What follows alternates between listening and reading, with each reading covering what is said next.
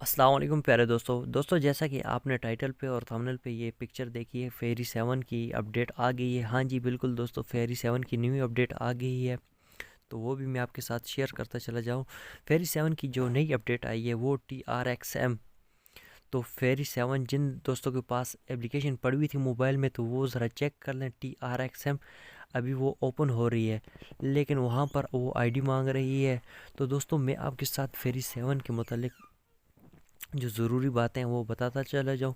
तो अगर आपने अभी तक मेरा यूट्यूब चैनल सब्सक्राइब नहीं किया तो प्लीज़ आप मेरा यूट्यूब चैनल भी सब्सक्राइब करें और साथ ही साथ बेल आइकन भी प्रेस करें ताकि आपको मज़ीद मालूमाती वीडियोस मिलती रहें। तो दोस्तों फेरी 7 की जो नई अपडेट आई है वो TRXM है। तो वहाँ पर भी आप लोगों को पैसे जमा कराना पड़ेगा, जो बिल्कुल आप लोगों ने करना ही नहीं। और जो फेरी 7 की जो एडमन थी या जो मालिका थी जिया, वो इंतहाई घटिया किस्म के लोग हैं। इन्होंने सिर्फ लोगों को बेवकूफ़ बनाया है और लोगों के पैसे सिर्फ खाए हैं। तो दोस्तों मेरी आपसे ये गुजारिश है कि आप लोगों ने इस चीज़ों में बिल्कुल नहीं पड़ना है, इस लालच में नहीं आना कि हमें शायद पैसे वापस मिल जाए।